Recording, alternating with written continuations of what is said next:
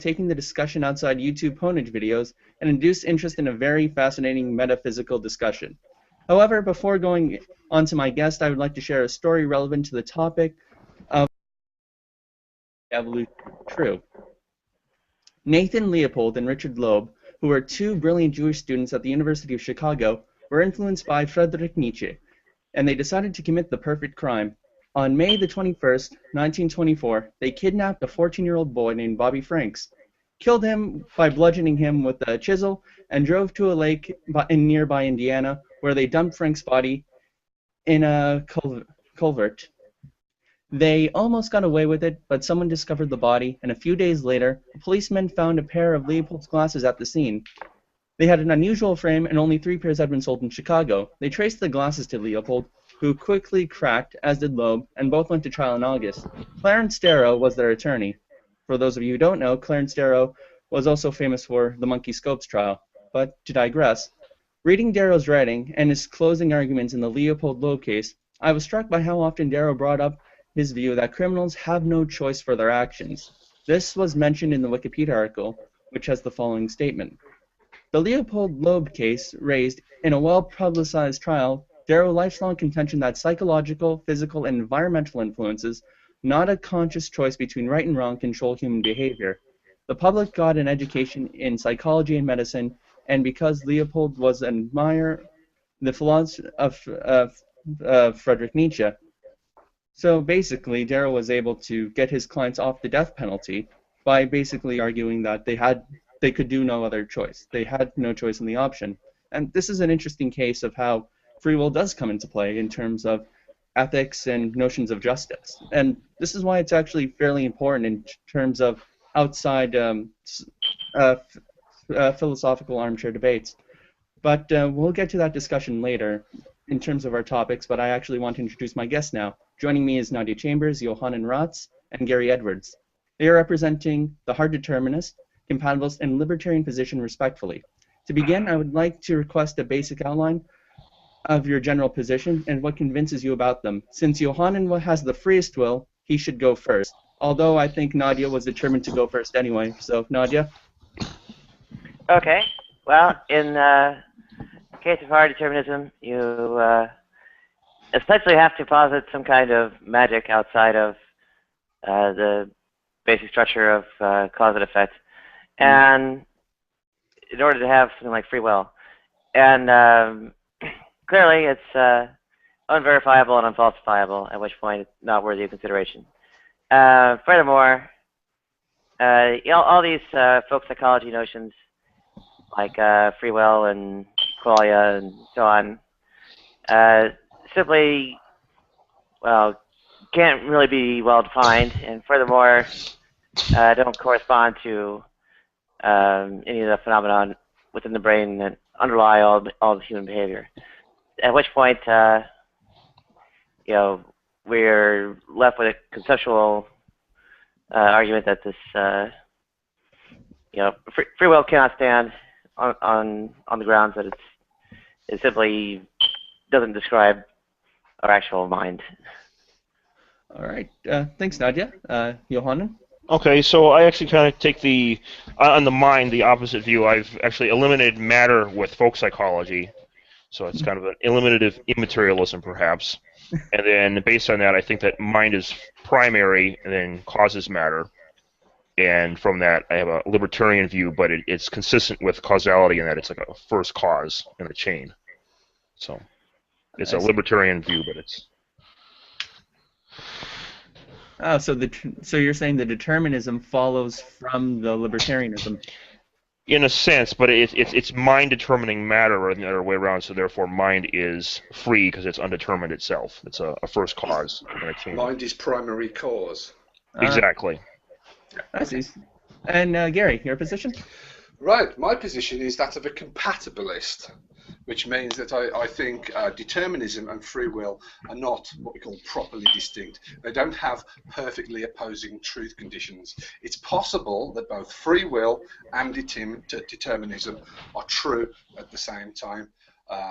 Now, will I'll have to give some definitional background there. I take the will to be that set of mental states that causes agent behavior. Determinism, I take to be a very rather narrower conception than a lot of people take it to be. To me, determinism is when that will is an effect rather than a cause. Free will is where what free will is. Well, that's where it gets interesting, because that's where the debate is. It's not an entirely clear concept, and there's a lot of discussion as to the best way to describe it. But pertaining to the introductory story, one thing that I think most parties agree on is that free will of some kind seems to be a necessary condition for moral responsibility, and that makes it a very important political and ethical point of discussion. Cool. All right. Now with the basic introduction and positions out of the way, I actually want to move on to our... What about your position? Oh, okay. I was actually just going to be moderator, but since you asked... Oh. Yeah, go ahead. No, You had mentioned, I think, on your YouTube, so... Oh, well, go ahead. Might as well. I myself am also a compatibilist. In terms of how I reconcile it, I just actually don't think that the notion of could have done something else is necessarily a requirement for free will. I would agree with thinkers like Henry Frankfurt in assuming that it's not a sufficient reason to reject the notion that we have free will. Frankfurt has a lot of these very interesting experiments, plot-wise, of course, which kind of outline this. He has, for example, a thought experiment where somebody who is a Democrat, let's call him John, is going to vote Democrat, more likely than not. But however, there is another woman named Yvette. Yvette is a campaigner for the Democratic Party. Now, she knows that sometimes John is susceptible to voting Republican, so she implants a control chip in his mind that will dissuade him if that ever happens. So as soon as he goes to the voting booth and puts in his ballot, what happens is she switches it off. He puts it in, and she doesn't have to switch it off.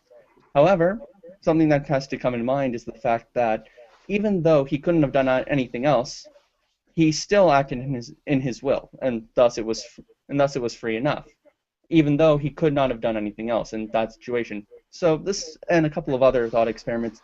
So in a way, he has free will, whilst at the same time he could not have acted differently. Exactly. This is moral responsibility and alternate possibility, which I think was 1969. And he did another paper a couple of years later, which is called Freedom of the Will and Concept of the Person, something like that, I believe. Yep. Yeah, this is a good text to read. There's a good arguments to read if you're one of those people who dismiss free will or determinism.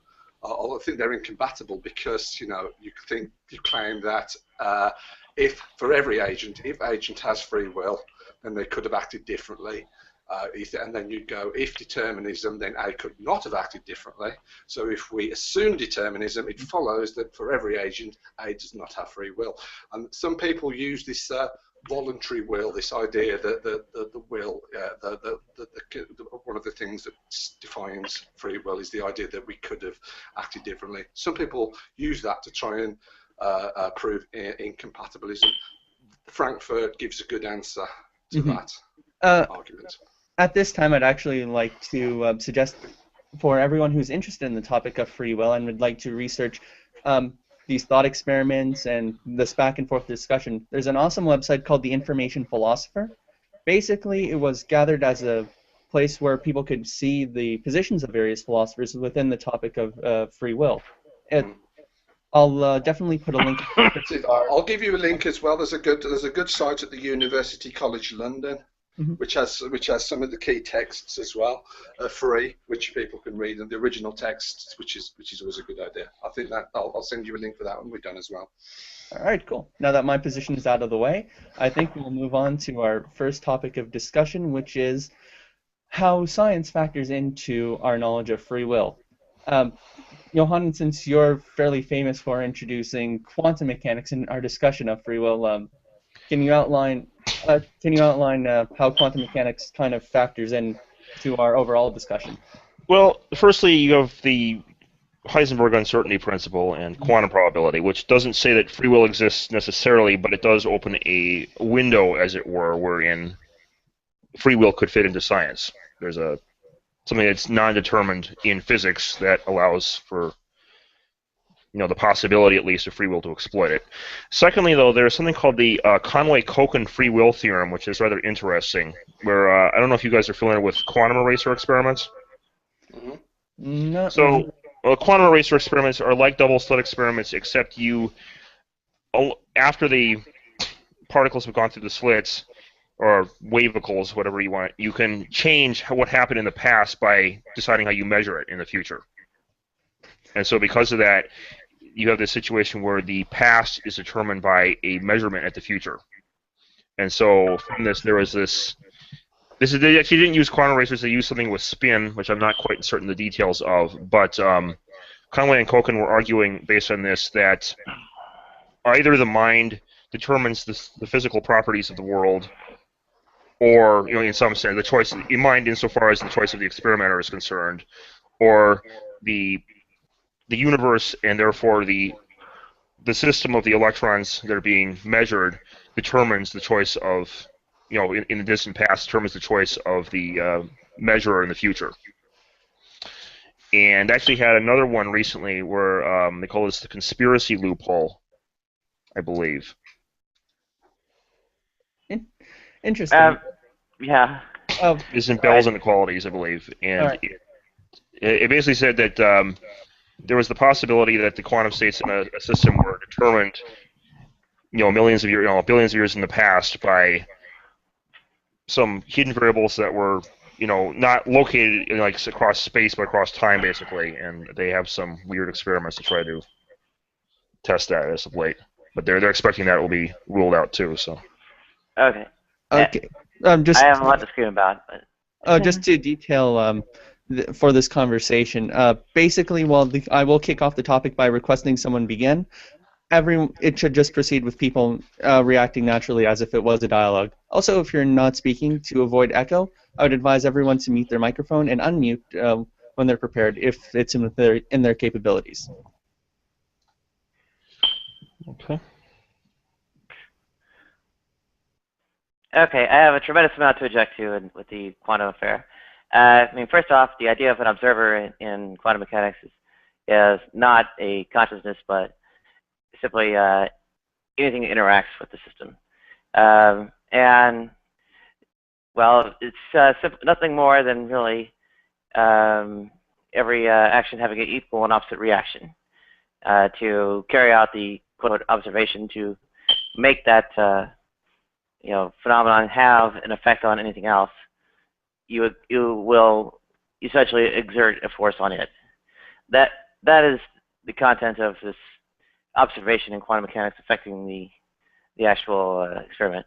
And the Conway-Coken free will affair, I would characterize more as a reductio ad absurdum against free will, because it essentially asserts that the elementary particles must have as much free will as quote-unquote observers, at which point, well, you're attributing free will to an elementary particle? Please. It's basically it's either the particles have free will to determine what the experimenter does, or the experimenter has the free will to determine what the particles does. That was the kind of the either or they had set up in the experiment. As for observation, you're partly right that obviously a measurement is any interaction with any system, including unconscious photodetector. But in this case, the mind, basically anything can collapse a wave function, and because anything can collapse a wave function, well, minds fall in the category of anything. Not that, photodetectors are minds too, but since a mind is an anything, it can collapse a wave function, and therefore can be a first cause with respect to its own frame. Okay. Can I? Yeah. I was going to ask you want to come back on that, Nadia. I was going to say, can I ask a philosophical question of Johan? Okay. as opening, as a brief rejoinder. If determinism is not a moral catastrophe, do we need the quantum escape pod? If determinism is not a moral catastrophe, it's not a moral catastrophe. If determinism was true, if our wills, the mental states that cause our agent behaviour, are effects, and that doesn't mean that we lose moral responsibility. Oh, I see. Then do we need the quantum sort of theory that liberates us? No, I think compatibilism would be sufficient to have moral responsibility. Though I happen to think the quantum thing is valid. I just think that I think that the concept of moral responsibility on free will would fit with compatibilism as well, though. Mm-hmm. So either a libertarian or a compatibilist could hold the people at that trial responsible. Right. So. But you hold the libertarian because fundamentally your ontology is that of an idealist, yes? Yes. So okay. They're linked. So yep. Fine. If I could chime in there, I would say that the quantum escape pod is no such thing. You end up with hard indeterministic forcing functions to the deterministic chains of cause and effect from whatever random quantum phenomena exists. And from there, furthermore, I'd say there's no moral catastrophe. In fact, the moral catastrophe is letting retribution in the door with all your free will. Okay. Can I ask you a question then, Nadia, along similar lines? Sure. So you are a hard determinist stroke hard indeterminist. So you deny that you claim that free will is false. It's an illusion. It's something to be eliminated along with previous concepts from redundant sciences. Yes. Okay. So what about the rather strong and widespread intuition that it's necessary for our sense of moral responsibility, that we don't want to let people who sort of like murder people, like the original Leopold Stone case, we don't want to let them off the hook by saying, oh, it's all determined. How would you respond to those kind of criticisms? Well, they're rather easy to respond to. At the same time as you take action to prevent additional further harm from these known malefactors, you similarly don't go about exacting revenge on them. And with free will, you essentially end up with some kind of petty justification for retributive justice, and which is a horror in and of itself. And with determinism, you have the actual justice of rehabilitation you'd have a strict. So you'd have a compatibilist. You'd have a consequentialist and a rehabilitative ethics of jurisprudence, and that alone, you'd have no deontological duty-based ethics. Absolutely. Okay. That was the thing. I wouldn't see retributivism as necessarily being vengeful. I mean, I suppose it could overlap with it, and of course, one should also bring in rehabilitation as a factor in justice. But it would lose the. When I think of like a crime or something, like maybe I did something bad as a kid, and I would have an equal proportionate punishment for it, like a standing in the corner or spanking or something like that, and so. I guess I don't see it as like I mean, it's kind of off on a tangent, I guess, but I don't see retributive justice as necessarily vengeful, just simply that it's proportional. No, it isn't. Retribution doesn't mean revenge.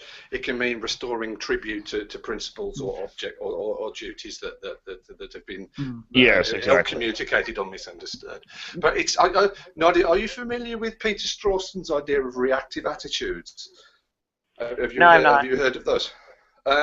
Those are like if you probably won't like, but they're sort of like the presuppositions of our moral discourses, our basic presuppositions of our moral discourses with other people. Ideas like resentment and or respect, just the basic attitudes we start off with regards to other people. What grounding or understanding could a hard determinist stroke indeterminist provide for those reactive attitudes, which are sort of undeniable in our everyday social life. I would have to say I'm not familiar enough with reactive attitudes to make an immediate comment.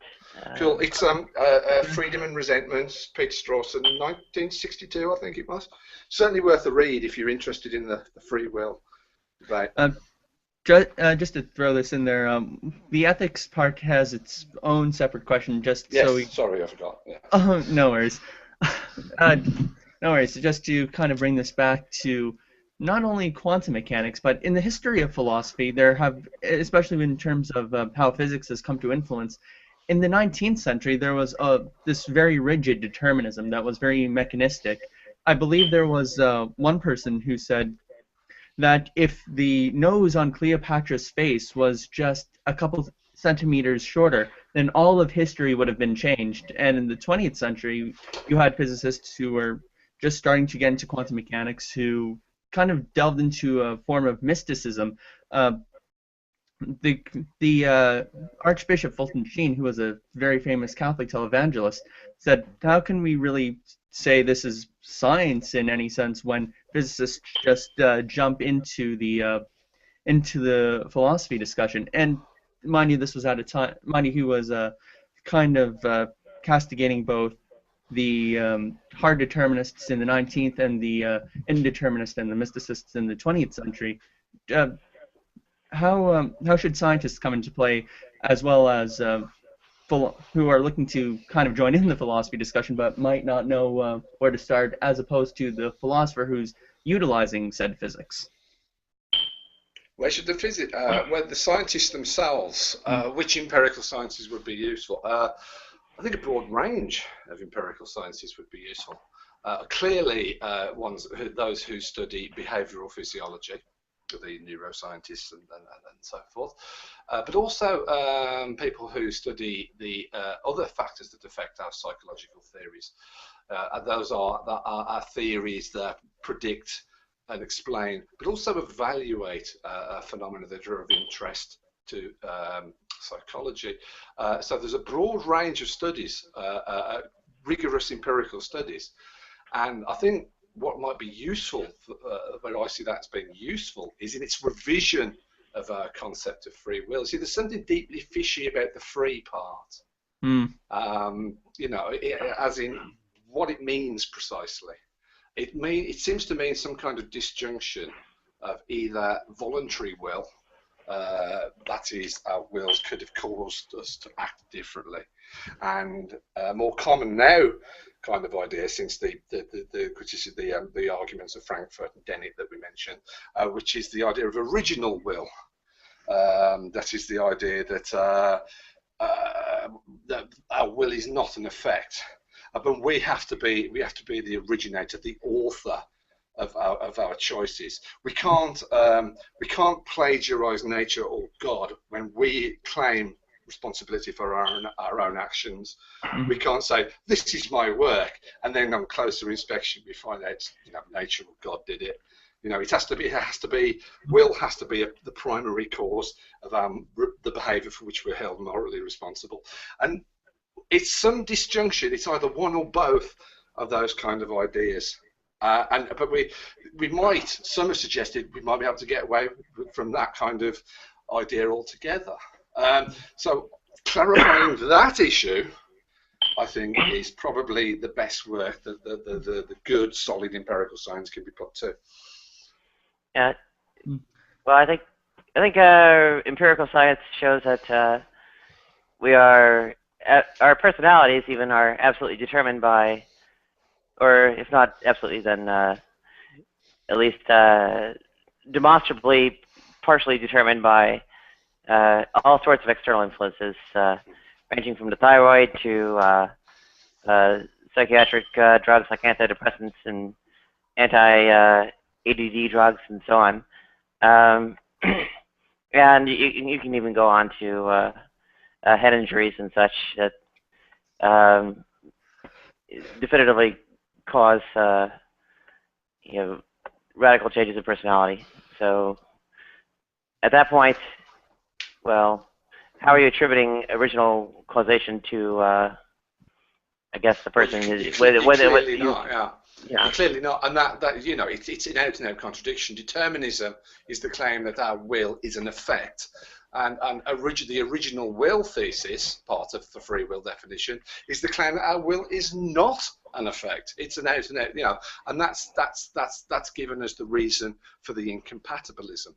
You know, they're the one, they contradict each other. They have perfectly opposing truth conditions. Well, I would say that, I mean, it's not like a either or entirely with it's just being, I mean, obviously chemicals and brain injuries can affect our choices as well, but I think it would be more of like a probability thing where you know, you're more likely to do something if you're influenced in a certain way rather than you will definitely do something if you're influenced in a certain way.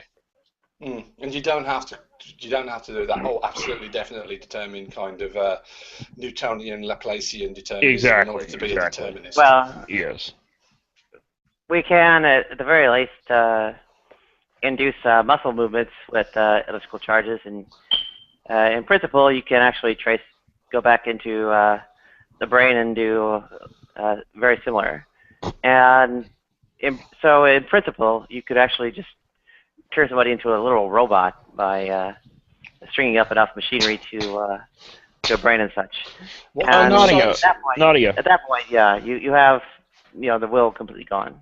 Nadia, are you familiar with Beck and Eccles' work on dendrite barriers? Not offhand. Let me look it up. They had I actually had this in a video way back. I forget which one, but it was basically the idea was they were arguing that in order for the dendrite at the end of a neuron has a certain thickness, and this thickness is there. It prevents neurotransmitters from crossing the gap, the synapse, all the time, because otherwise we'd be having seizures, right? It's just like an automatic thing. There's a specific thing that changes the dendrite barriers molecular structure such that it can allow neurotransmitters to pass, and then it changes back again. And they were arguing that this was a quantum tunneling hydrogen atom that did this. And another group of people, I forget their names, but I have a book on this, but they did a similar thing, but they were arguing that it was clusters of electrons doing this instead. And the point was... Quantum aspect of brain activity and the role of consciousness? Yes. They were arguing that...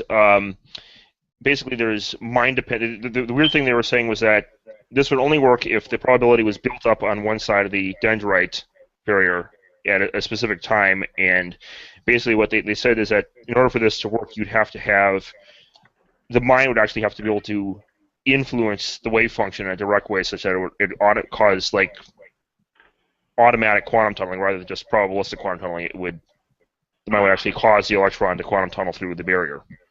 And an idealist approach, and this actually has some backup with people like Stuart Kauffman with his poise realm hypothesis.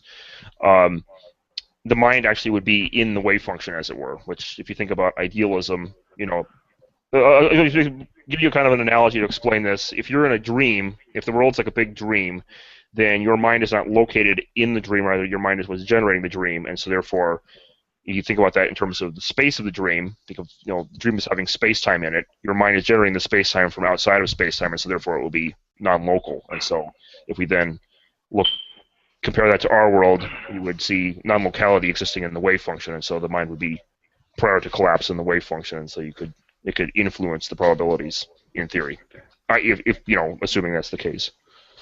I can't quite respond to all of that. However, I dare say if personality is influencing the wave function, then, well, it's essentially that the wave functions are naturally random. Well, that's the thing. That's the first cause thing, right? It's not random it's random insofar as we can't predict it from the outside, but it would be not random insofar as it would be the first cause in the chain, as it were. Okay. The first cause would not be. May I ask a question? Along a single line to Nadia's. If this sounds like it's compatible with the original will objection to compatibilism, that is, just briefly, 4-line argument for every agent. If that agent has free will, then that will is original, meaning it's not an effect. It's the primary cause of the behaviour. then you'd claim that if determinism is true, then that will is not original.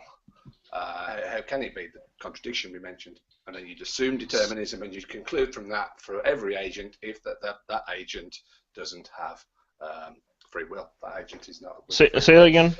Okay, so you start with the claim that for every agent A, if agent A has free will, then that will is original. It is not an effect. It is the primary cause. Yeah? Yes. Right, and then you claim the second premise would be that if determinism is true, then that will is not original, because clearly the definition of determinism is that the will is an effect. Yes. So if you assumed determinism, it would follow that for every agent, that agent does not have free will, and that's the original will objection to compatibilism. They can't be compatible. They're out and out contradictory.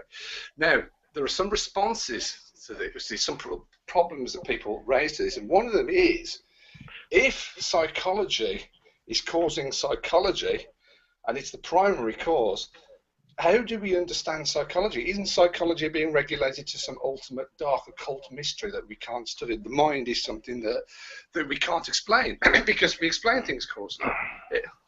And now that is not an objection both to idealism in a way and to the original will objection to compatibilism.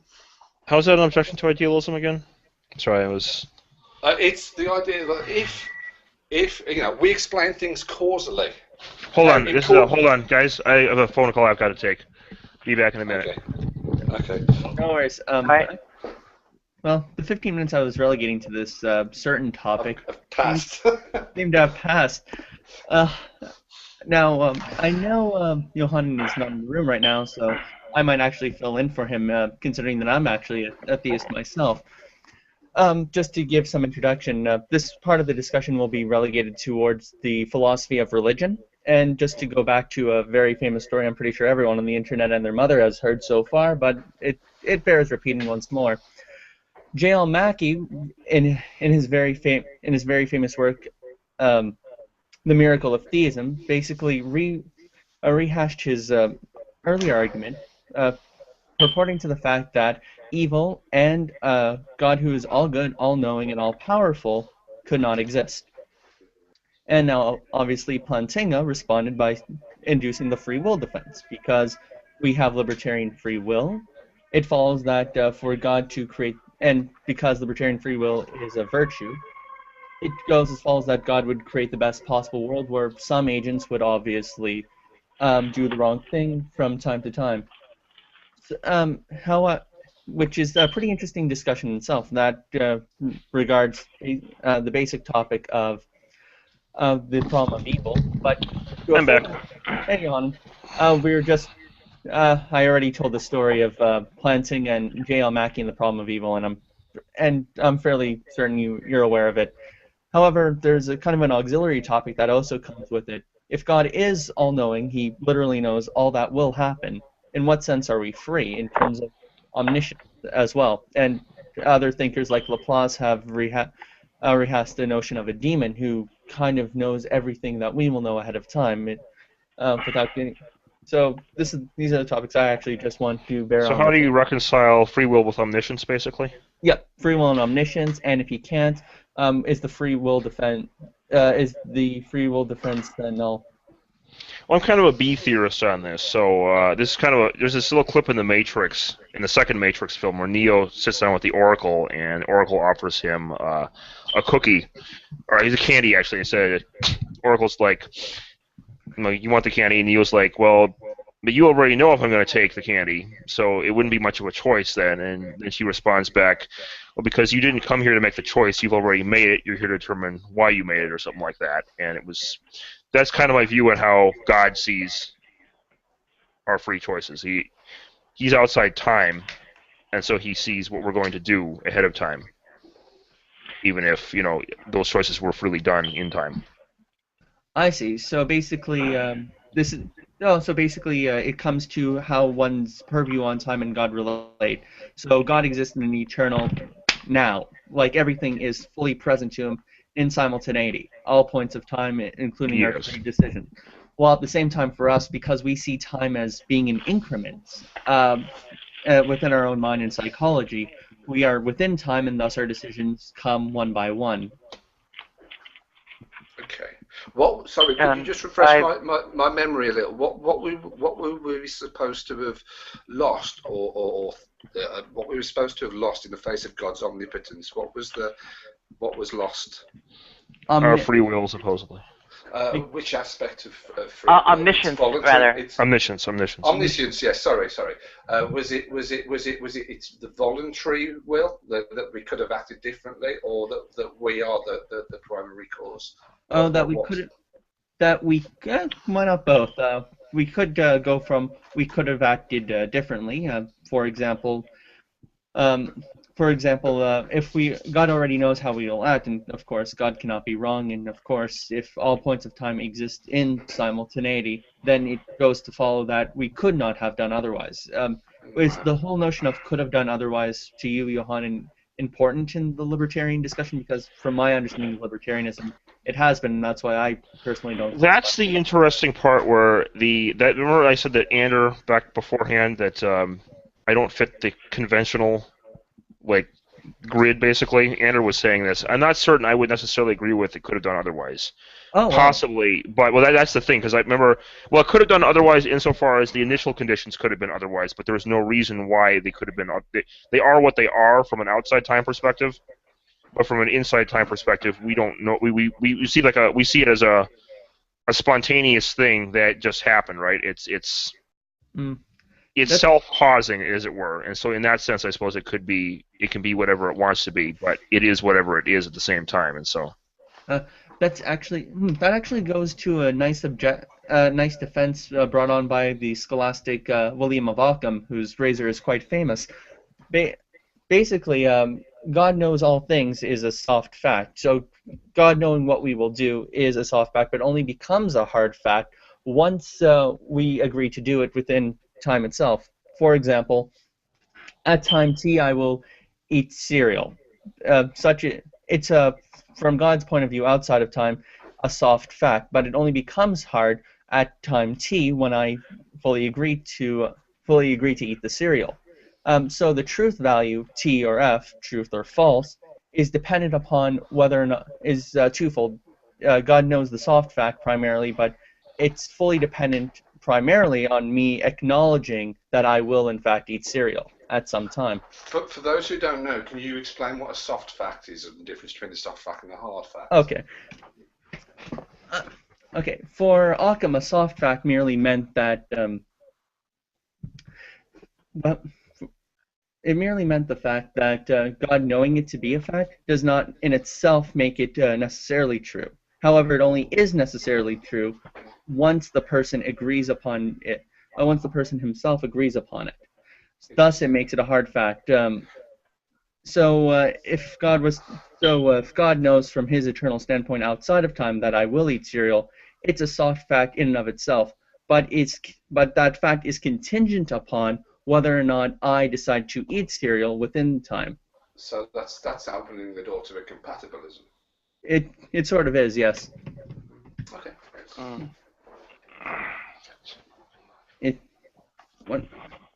And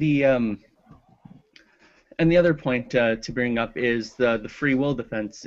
In a way, does ignoring the fact that could have done otherwise kind of negate the free will defense, as at least Plantinga originally posted? Yeah, if you could have done otherwise, it was determined. At which point, you're really begging definition. It depends on your definition of determinism. Maybe like self-determined.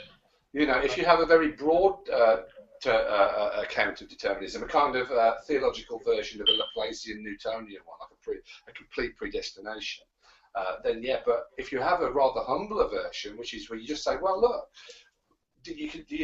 that's too weak a definition.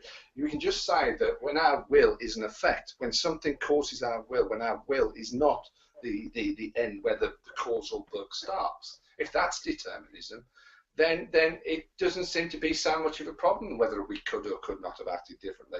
We may not have that knowledge. It may be a question of foreknowledge. It may be epistemic.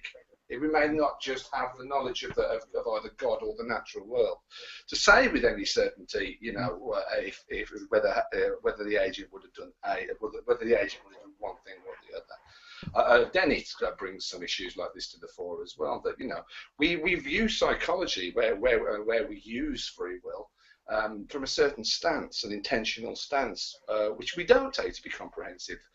You know, there may be at a lower level of metaphysics, more towards the substance and less accidental levels. There might be a determinate fact, but we don't necessarily have access. Well, we don't. If we did, we wouldn't need psychology. So there might be a hierarchical ontology at work here that can sort of. I don't know how that would transfer to theology though, because I'm an atheist. I believe there is no God, so it's not my position to argue. But it seems interesting that you know, there are parallels between compatibilism, whether you're a theist or an atheist, and I find that interesting because as you were saying at the outset, Epicurus, often this just divides along party lines rather than along the lines of the argument. Mm. Well, at the point that you've neutered free will enough to where it can actually fit into a deterministic framework, I'd argue it's not meaningful anymore. But if it can provide moral responsibility, if it provides that, if it does its job, because its job seems to be the important thing. The important thing about free will is that it's necessary for moral responsibility. Most parties agree on that, but it's the tricky notion of freedom. You know, and this, as Hondrich says, it's this tension between volitional will and original will. This idea of voluntarism and this idea of origination, which seems to be the problem. Perhaps what we ought to make compatible. This is sort of where my thinking on it goes. Is that what we want to be compatible is our reactive attitudes that I was talking about earlier. Our sort of basic presuppositional kind of theories of morality, and our best psychological theories, and the determinism that's inherent in our best psychological theories. You know, that's what we're trying to make compatibilism. The tricky notion of freedom, it seems to be the problem issue in free will. Maybe that's just my general thesis. Well, very much so. Of course, have been other theodicies. There have been theodicies and other defenses thrown in there that theists, I find, at least I found, have rarely tried to make use of. For example, I think John Hick's soul-making theodicy works a bit like a defense and as kind of a theodicy as well, an offense, if you will. For example, God. For Leibniz, God making the best possible world basically boiled down to having sets of virtues that would be impossible without the result of freedom. However, John Hick said, yeah, but here's where Leibniz is kind of falling short. This isn't the best possible world per se, because the best possible world, of course, doesn't have evil, but rather what's going to happen is that God is in the midst of constructing the best possible world. So think of going back to eschatology. Is construction a better condition than completion? Yeah, exactly. That's basically John Hick's arguing point, which I think should be made use of a little more, in my opinion at least. It also goes back to Irenaeus, who originally argued that evil is good for the soul or soul-making, and that was heavily at a time where Christians were being persecuted, not to mention they were being very divided amongst themselves in the church, with Gnostics at the door as well. So what is the fault line in theology, a subject of which I know very little? What is the fundamental fault line that you think is being explored? You know, is it to do with atonement, God, man making his restoring or whatever his goodness in the light of God? What is it? What's the fundamental issue? Well, the fundamental issue. I'll just ask you to summarise Proust, haven't I? That's kind of sort of like. I thought it was theological. Oh well, as I was saying, the basic point of theology is merely to account for the facts within the world and how they line up to the narrative in question with the religion itself. That'd be natural theology. What's the issue? What are the two opposing things? Is it God's power and man's capacity to be held responsible for his choices? Are those the two things that are seen as being in conflict in this issue? God's sovereignty is definitely along the lines of human freedom is definitely one, and that goes back to Pelagius and Augustine. That's in the religion itself. That is kind of the dividing line. Although in terms of being a Calvinist and being a libertarian, those things aren't mutually incompatible with one another. Alvin Plantinga himself is a Calvinist, for example. Even though, so here's an interesting question, which is sort of a curveball. Could people who in theology who struggle with this conflict, especially someone like Plantinga, learn something from the techniques that somebody, or I don't know, let's say Dan Dennett, brings to the issue of incompatibilism? Well, actually, it's funny that you mentioned Plantinga because he's a very interesting person within. Sorry. Oh, no worries. He's a very interesting person within the whole theology philosophy discussion because he's something along the lines of a Thomas Aquinas. He looks at what philosophers are doing, and he looks at what theologians are doing, and in his own right, he puts those things in dialogue. We must have two profiles here up. I don't know why. Oh, back again. Oh, don't worry about it. As long as one profile isn't bothering the other, I think you can do just fine. Plantinga also, of course, has a rather interesting relationship with Dan Dennett. So it could be interesting if sort of like the ideas that Dennett brings, if we just overlook the ontology and some of the meta-ethics, and because I know that for example, that Frankfurt occurs in some of the literature, the theological debate, and I know that theological thinkers like Lena Rudder Baker appear in some of the secular philosophical debate. So there's some overlap, a little bit of overlap there already. I'm just wondering whether it's just a mad idea that some of the things that Dennett brings to the argument could actually enhance rather than be antagonistic to some of the things that Plantinga brings. I think that just falls under the basic purview of theology's relationship to philosophy. My own basic view, as someone who actually is more interested in the theology part, I disagree with Thomas Aquinas, who said that they're just two truths revealed to people, and basically what happens is some look at the truth without God and get to truth, and some look at the truth within God's revelation and get there. My own personal opinion is that the theologian and the philosopher are actually at war. This is actually a point that's brought up by Leo Strauss, and I happen to agree. They kind of take each other's tools, the revelation and the natural revelation, and kind of go to war with one another. In a sense, their dialogue is one of dispute, and basically kind of works to enhance the overall approach of both of these fields. That's interesting. Because there is obviously, they're not always the best of friends. I mean, there's the inception of what we would appreciate as philosophy in ancient Greece does seem to have accompanied a certain turning away from other attitudes that we would consider faith-based or religious. There always seems to be some kind of tension.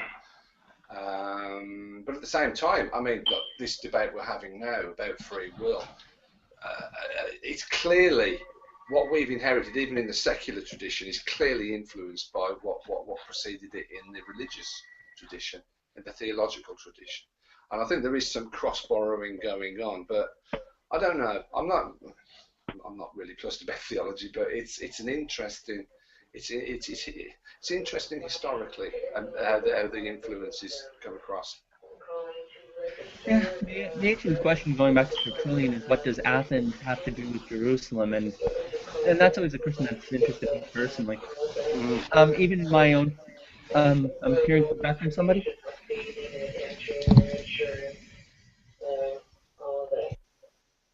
That would have been okay. Cool. Sorry. That's to me the relationship between philosophy and theology has been kind of interesting because going back to my philosophy classes in with the the fairly famous philosopher of religion, J.L. Schellenberg, that he's always brought that up about how Christian philosophers sometimes go into the realm of theology when they're kind of debating about natural philosophy, uh, and I actually kind of looked into it myself, and I actually think Strauss did have the basic viewpoint of it. But I do think that the literature itself is basically the dispute between them is very beneficial to both camps, at least for now. Okay. With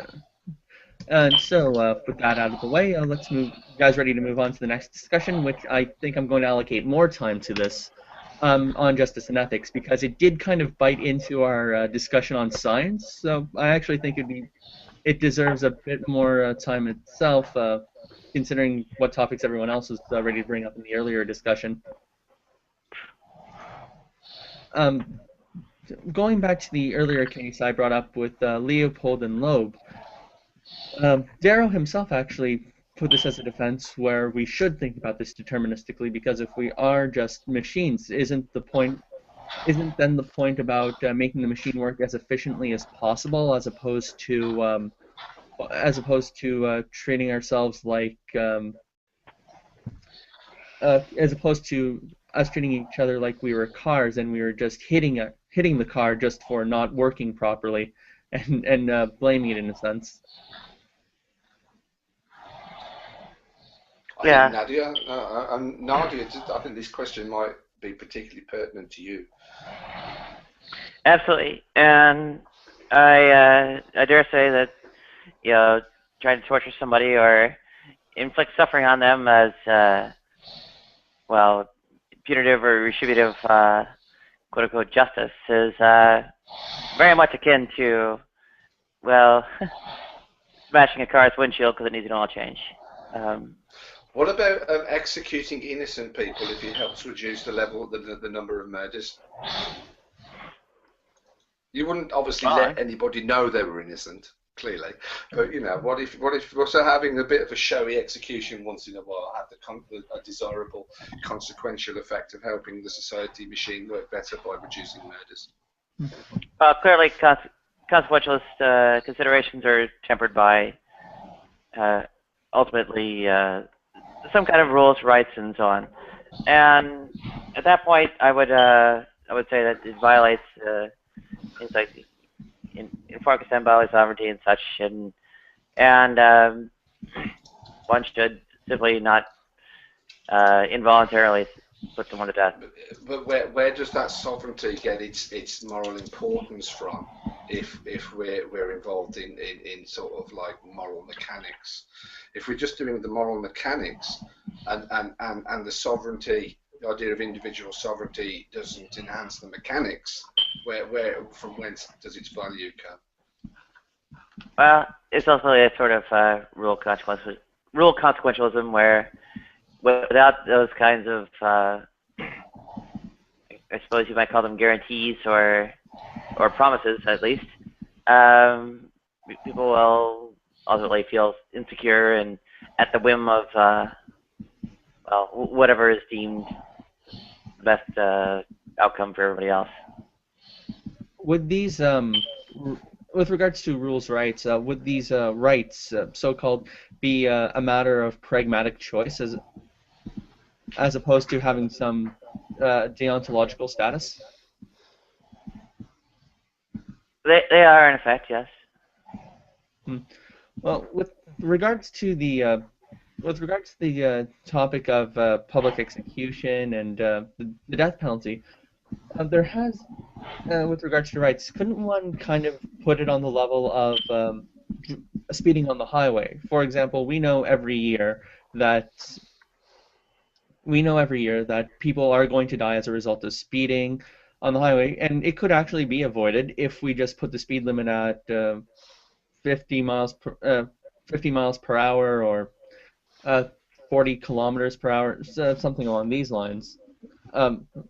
Yet we don't do it because we kind of recognize that getting to work on time is far more important than the people who die. So if we know beforehand that there are going to be innocents dying as a result, but at the same time we hold the outcome to be greater in that sense.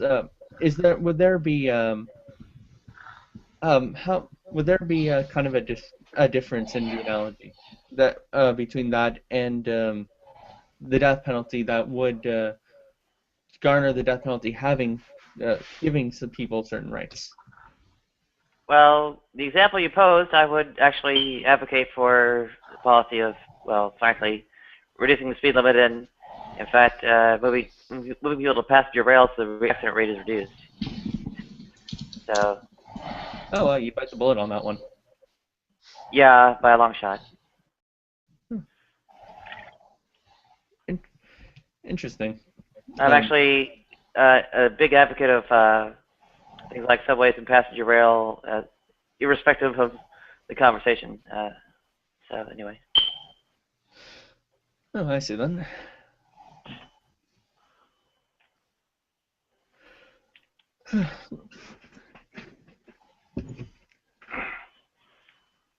Well, there is.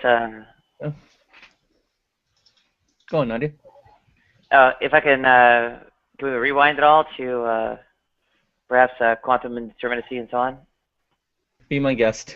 Okay. Okay. I have a great deal of trouble with trying to ascribe personality to basically coming in the back door of quantum effects.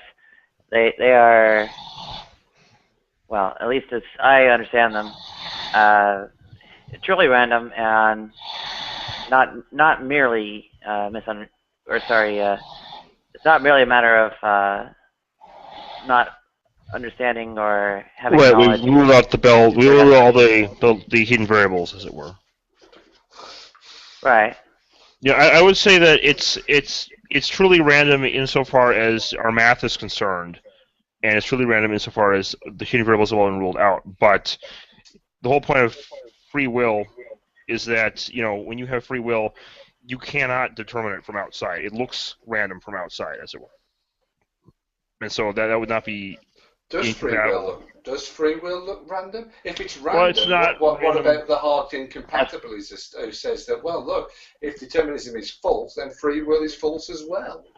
You know, we can't be held accountable for our actions if they're just totally indeterminate. Right, well, indeterminate from the outside. Like, it looks like it's random from like a third-person perspective. But right, but if you're the first person subjective consciousness, then you know the whole pattern. And exactly. I dare go further though. To even have personality, we have to absolutely not be random. We have to be consistent with personality. We have to essentially have, you know, a will that is a definite pattern, as opposed to we have randomness. to be recognizably us if we're going to be responsible. There has to be some determinism. There's some determinism, but like it's not like a complete either or. It's you have your personality and then you have a single choice that comes on, you know, and you have an element of first cause there, as it were. It fitted into that pattern. Okay. So, but okay, here's so how does that fit into the question I asked earlier? I think there's a relationship in there somewhere where I asked you, okay, if our explanations are based on causal explanations, you know, our way of explaining things and predicting them are based on causality, but mind is ultimately the first cause and can't be further explained or predicted, then you know, how do we predict it? How do we have psychological theories, useful psychological theories? Well, let's sort it this way. Consciousness is the first thing, right? And you have mind built up from bits of consciousness. So can we predict and explain parts? How do we predict and explain consciousness then as the first thing? Well, no. Mind is to some extent explained via consciousness. I'm drawing a distinction between mind and consciousness here. Mind being but don't we often want to predict our conscious experiences or explain them or evaluate them? But if they are beyond causation, then how can we do that within a causal framework? We seem to have no framework in which we can study our consciousness. I mean, you don't even have to have a omniscient deity, a large enough differential intelligence. One person can almost entirely fully predicted others' behavior. Sorry, say that again, Nadia. I didn't catch the beginning of that. I said you don't even need an omniscient deity with a sufficient differential in intelligence. One person can almost fully predict a different person's behavior. If they're aware of the relevant facts, so as to determine, the probability and the best explanation of that behaviour. But the problem is with this kind of original will kind of idea, that the original mind, which is the first cause, is the explanation, is that we can't explain that. Psychology, especially the psychology of consciousness, is forever a mystery to us. Well, wouldn't it be like psychology of mind? I mean, like I always see consciousness as like say a single, like say a bit of yellow or something, or a bit of an emotion or something like that, and then the mind as a whole, which is what you study in psychology, is the set of all that, the big pattern of that. Yeah, or it's a theory. It can be a theory that we use to predict and explain that, or even interpret it. That can be what psychology is, but that's a part of what psychology. It also deals with more objective things like behaviour, of course. But if consciousness is the first cause, then consciousness itself cannot be explained causally, and therefore we don't know what causes consciousness, and we also have a problem determining it to the degree that you say it is determined, because we need a determinate framework if we're to predict and explain. Well, let's put it like morally, this. we need, if we're going to evaluate if we're conscious of our moral sentiments, how do we evaluate our moral sentiments, which is the basis of the ethical question to do with free will? Well, of course, I'm an idealist, so I think everything is comprised of consciousness ultimately. But, you say you have your mind, which is a big pattern of information or consciousness that you can predict and so on. And then you have an emotion coming in there that's like acting as a first cause, and that emotion then. So it's not like a complete either or. You can model it probabilistically, and then you can say. So, but that emotion is an unexplainable phenomenon. Yeah, at least in part. Except not always, but at least in part. Like there's a probability of it. Yeah, and of course, any mood-altering drug immediately gives you a rather physical cause of emotion, and you can also see in fMRIs like oxytocin and such. Well, yeah, I mean, I agree with you, Nadia. I'm more inclined. My ontology is that if all the physical things that existed ceased to exist, all mental things that exist would cease to exist at that precise moment, but not the other way around. So yeah, I'd agree with you about the physical causality. But one of the problems I do have with the opposite view of idealism is that, and I think it's pertinent to free will to a degree, is that we need to explain the psychological phenomena. Psychology it's very close to us that we'd be able to explain what we see and think and feel, and a lot of conscious phenomena. I'm wary of closing, of putting some things off limits. Whereas at least if we try to explain them in their physical substrates, in terms of their physical substrates, there's some elbow room for research. I guess the question then is what, because every position has its own starting point, right? Like for example, matter in there's the elementary building blocks in your ontology as well, and so in some sense that's quote unquote off limits. But those are so distant from us compared to the importance of psychological affairs in the arrangements of our lives, including our moral, political lives. Where free will is important. But I don't think the two cases are directly analogous.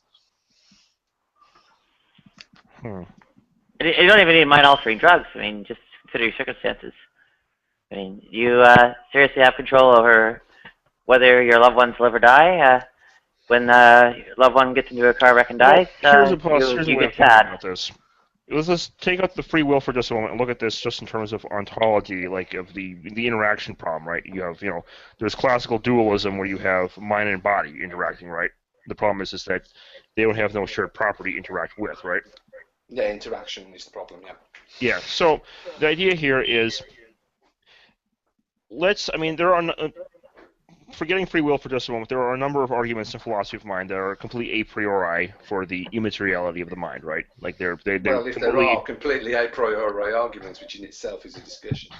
right, but it appears they would come prior to any empirical investigation on just epistemic grounds. So now, if that's the case, if you can make an a priori argument for the immateriality of the mind, then we're just establishing idealism at this point. And if such things as mind-altering drugs exist that they can affect an immaterial mind, then if we take interaction to its logical conclusion, that means that those mind-altering drugs and brain traumas and so on are also just as immaterial as the mind that they are affecting.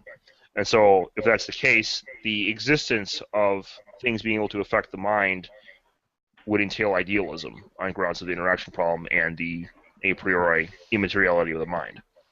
Yeah, you are assuming a lot there. That I know. I'm assuming that we were all pretty much on the same page with interaction, but assuming that the a priori arguments for the which of the mind. Which do you think provides our best, just generally, empirical theories, including the empirical theories in psychology?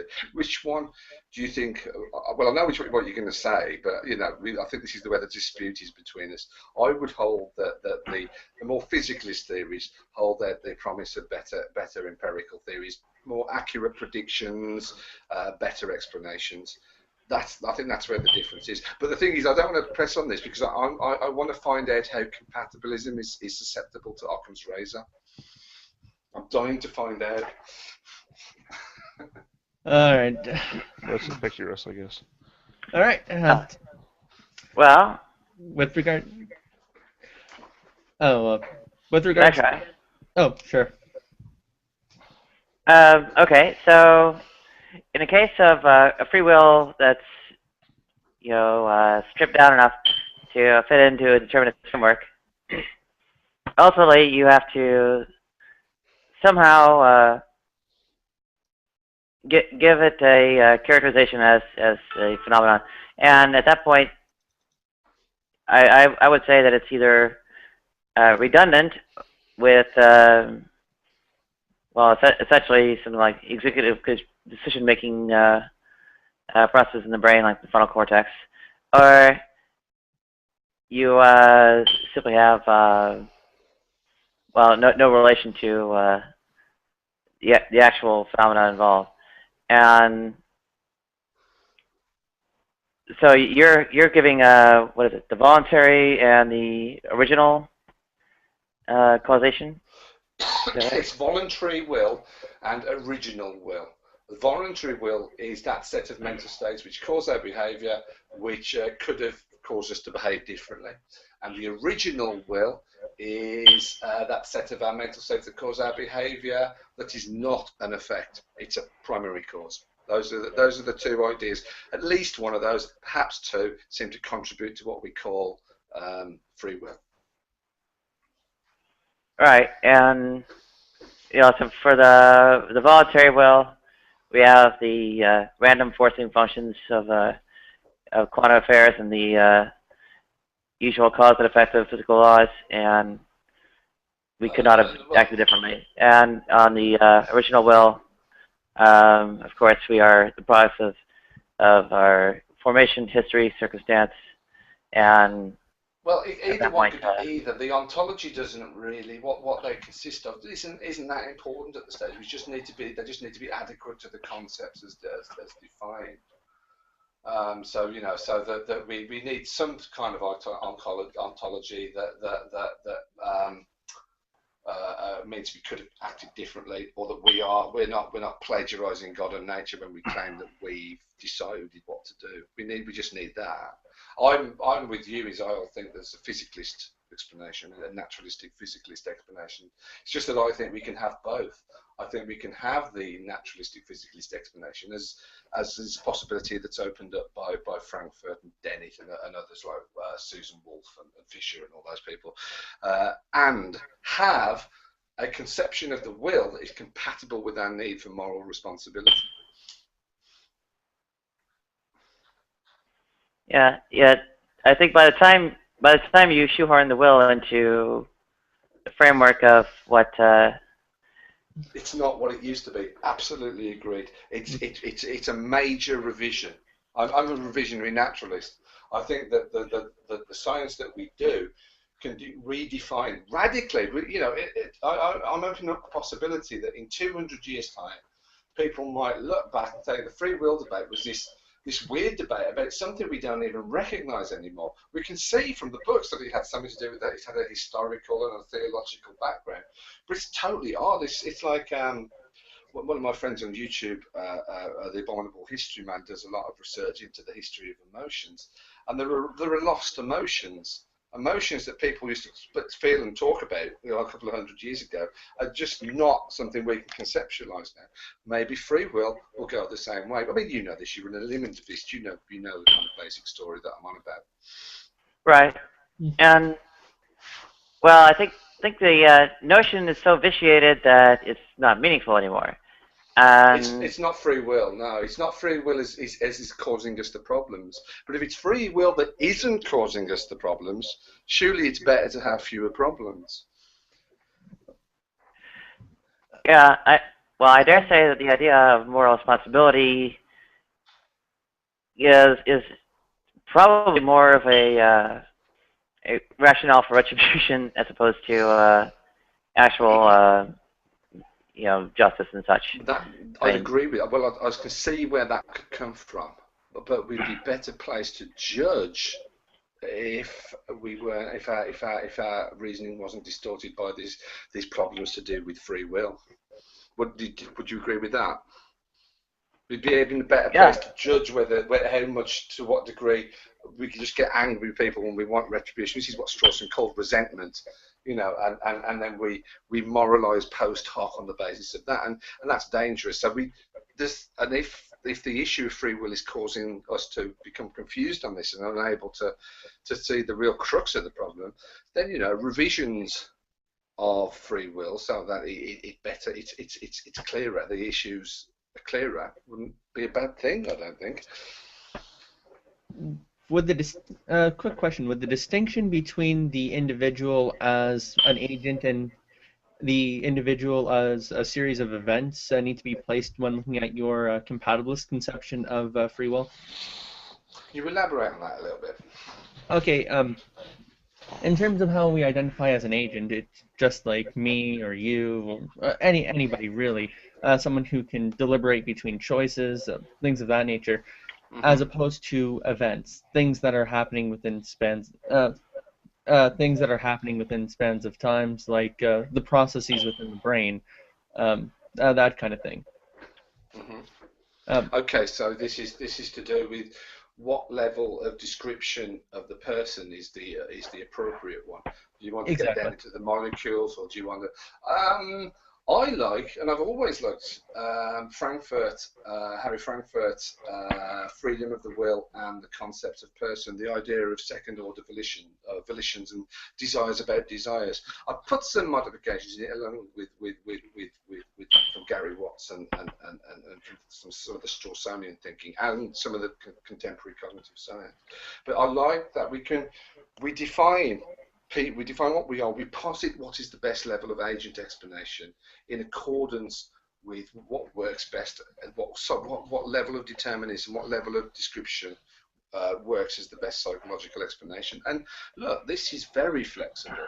We know that the idea of the political person or the political agent has shifted dramatically historically. You know, it's just an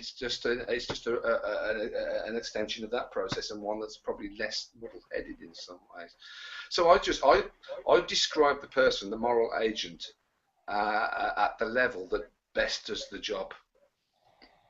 What is that? Don't know yet, do we? Because we haven't got the concept sorted out.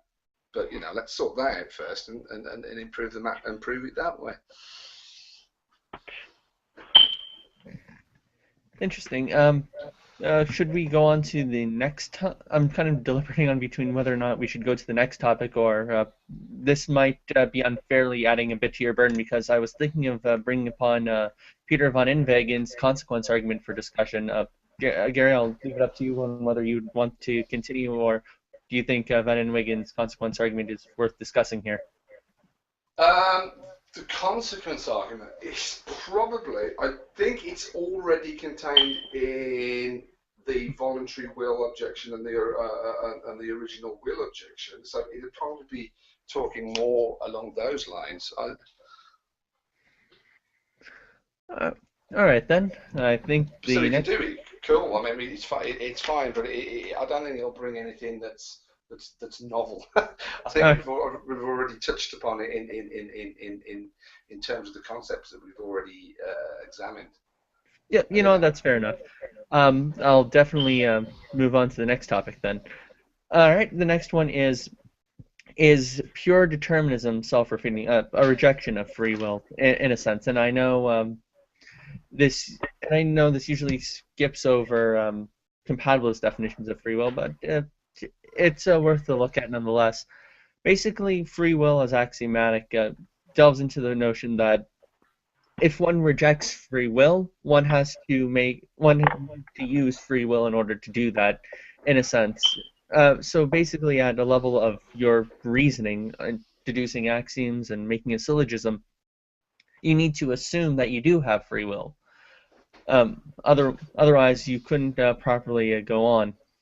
And the people who usually bring up these kinds of objections tend to come from the Ayn Rand objectivist camp. Nadia, how would Nadia, how would you respond to some? How do you object to their objection? All right, it's relatively simple in the same sense that tool making and, well, frankly, language are sort of mental constructs or things that are outcomes of, us as, well, chemically robotic wind-up toys, evolutionarily pressured to exhibit progressively more intelligent behavior. We devise mental constructs such as logic and mathematics and physics or whatever to, well, devise more accurate predictions of the world. And there is no more difficulty with this than a say artificial intelligence program inside the computer inside a robot's head, deriving by its various artificial intelligence algorithms progressively more accurate rules by which it can predict its surroundings. And that's we are in effect precisely that. Simply the way we are constructed is with biological materials as opposed to metallic.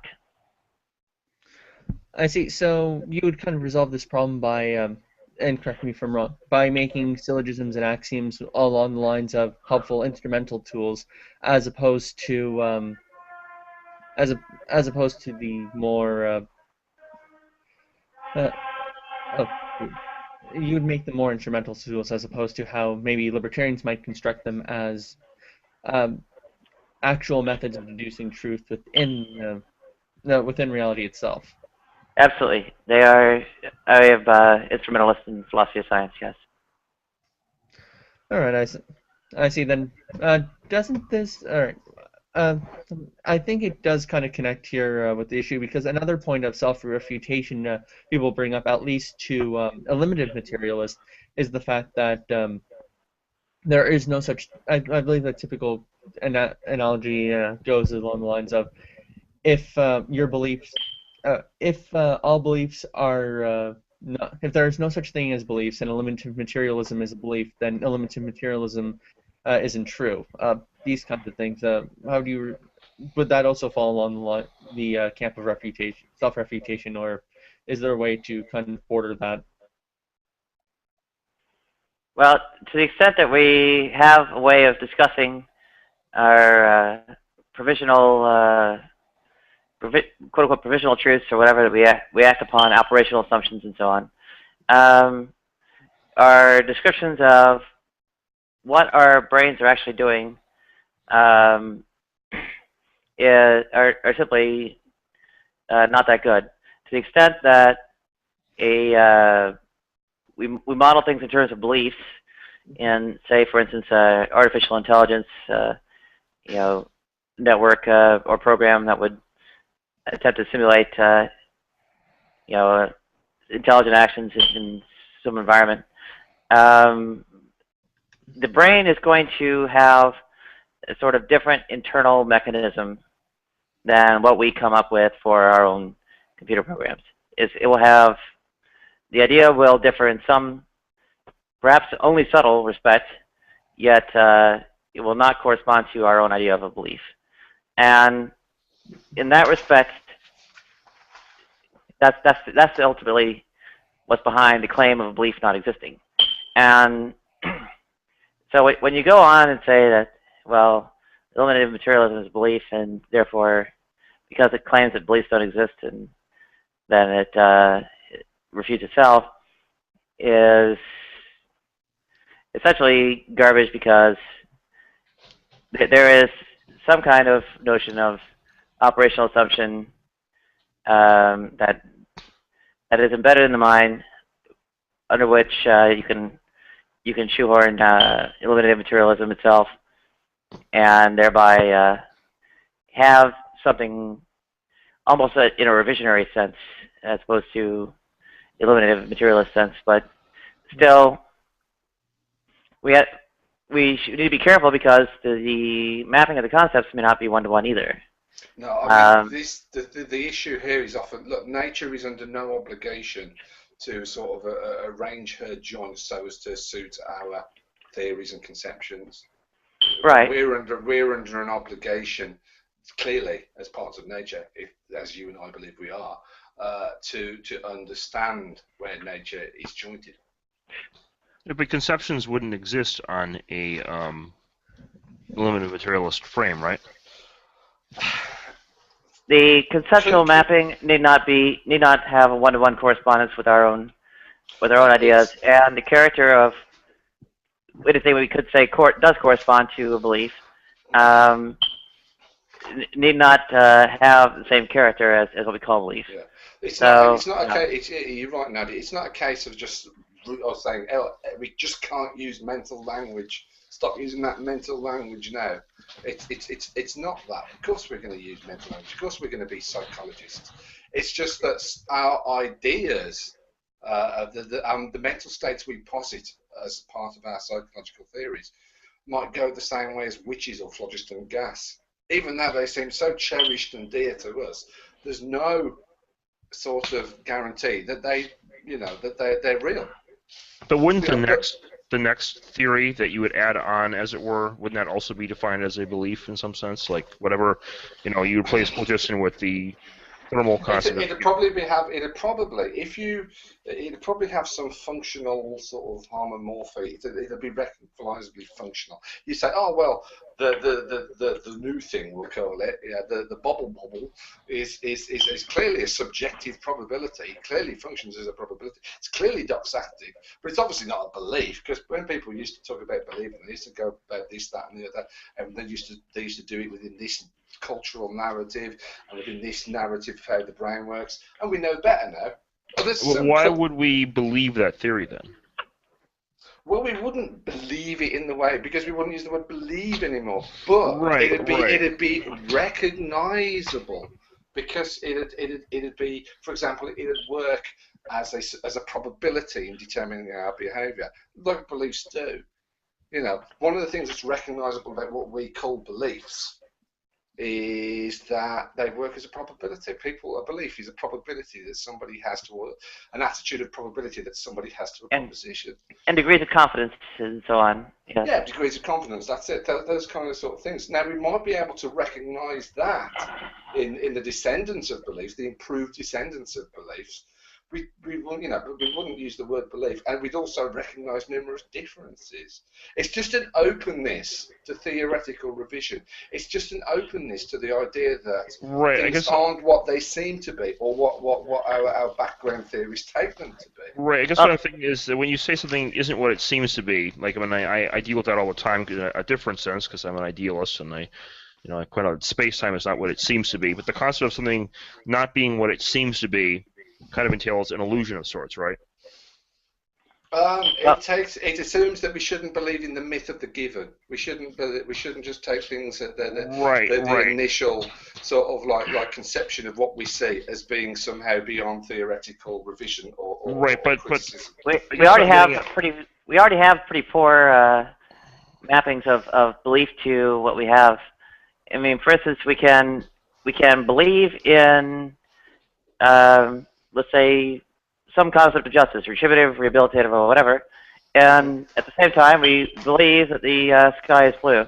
These are not the same concept, and it's certainly not clear that we can. We don't have one-to-one. It's not clear that we can tackle the one like the other, is it? It's certainly not clear that the same apparatus are at play in both instances. Yeah, and this is not one-to-one, right? This is it's not an example of where identity. If you're an limiting materialist, you're not a type identity theorist, because one of the types is skeptical about one of the types. So of course you're not going to be identifying mental states with types of physical states. You don't think the mental states are on theoretically strong enough ground to deserve a type. Quick question. What I wanted to. I actually just wanted to bring up. Aren't we still, in a sense, with regards to belief, dependent on them? Just even if we want to castigate them as just being instrumentally helpful, aren't we in a sense committed to their existence in the same way that? Sure. I crossed the road to get here. The reason I'm alive and wasn't run over by a lorry is that I had a belief. Well, instrumentalism is itself a belief, if you think about it. Yeah, it's a theoretical. It's a position within a theory of regarding usefulness relations. So it could be lots of beliefs. It could be lots. But the thing is, things like beliefs, desires, memories, emotions, affects, all these kind of things, we posit them. And you would agree with this, Johanna. We posit them as part of a theory. We need, they are posits, so they don't have to be realities merely by virtue of our having perceived them. Sort of. Well, the thing here back with my issue I wanted to bring up before that I was getting on before when I was talking about the concept of an illusion and what something seems to be, is that whenever you have something that seems to be that isn't what it seems to be, it's always made up, like the perception of it, the illusion of it, as it were, is made up of what it seems to be. Like, I have this Kleenex box here that has, blue-green color on the outside, and it feels kind of it's made up of visual cool elements. Yeah, it's cool to the touch, and it's square-shaped and all this. Now, the box, I do argue that we're in the Matrix, but that's another matter. But assuming that the world were materially real and all this, you guys believe it is, I don't. But assuming it were, I could say we might be in the Matrix right now. I don't know if what I'm seeing is real, right? The box may not be real. The one thing that would always be true, though, regardless of whether we're in the Matrix or in the real world, is that there is the perceptual quality of the box there, right? Either the box is real or it's in the Matrix, but in both cases, our perception of it can't be mistaken. Can we ever grasp that without placing it in the context of a theory in which we interpret it? Do we ever have the pure given? Yeah, because I think that in order, it's on epistemic grounds. You have the a priori and you have the a posteriori. The a posteriori is what you learn about the world, as it were. But there's I'll put it maybe because it kind of blurs the line between a posteriori and a priori, doesn't it? But that's a line that's an interesting line as well, but as to its nature, if it has nature at all. What I'm getting at though is that in order to have an illusion, you have to first have the perceptions, what it is like to have the illusion made of, right? You have to have the apparatus, yes, but why can't that apparatus be physical in a way that isn't directly apparent to us? Well, I'm not What saying rule? What physical per rules that se, out? but like the when now Yeah, you're but talking what? about belief, though, for example, No, like but what rules out the apparatus being physical in a way that is not immediately apparent to us? But if we dig into its metaphysics, as we do with science, we'd find that it is substantially physical, right. Well, I'm even not though it isn't arguing. phenomenically physical. Yeah, I'm not arguing here against physicalism per se, but I am arguing as like very specifically a limited materialism, the concept that we could be mistaken about our the whole category of belief could be a mistaken category.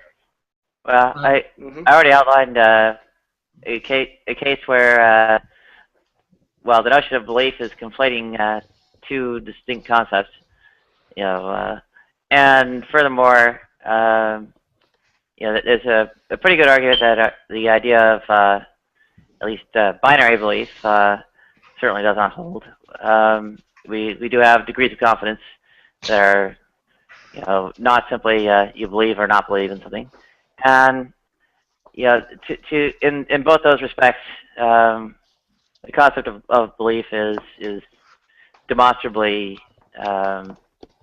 well, a poor fit for our internal mental processes, and A potentially failing hypothesis. But don't you have so a potentially failing hypothesis, but the statement that it is a potentially failing hypothesis is itself a belief, is it not? Also, Well, it requires it requires mind. Yeah, it reminds mental functions, but it isn't skepticism about the existence of sort of like, you know, it isn't a prohibition on mental language. Eliminativism isn't a prohibition upon psychological language.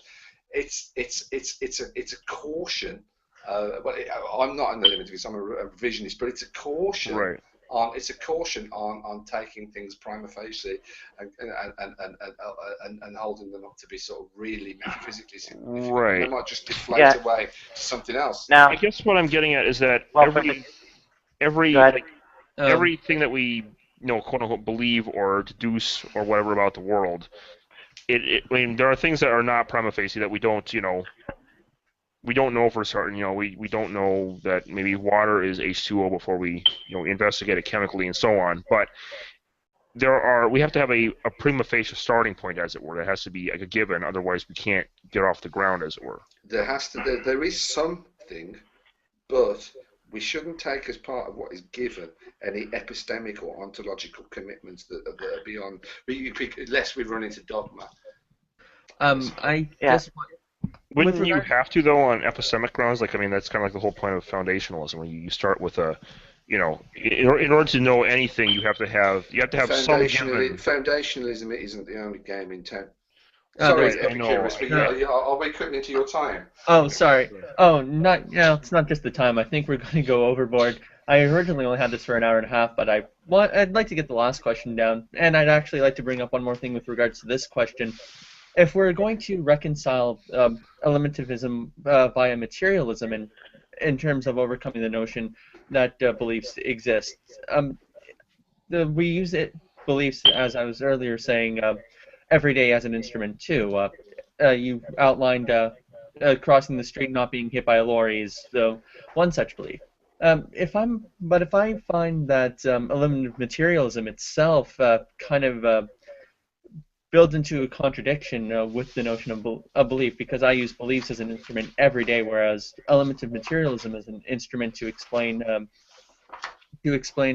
brain or the mind.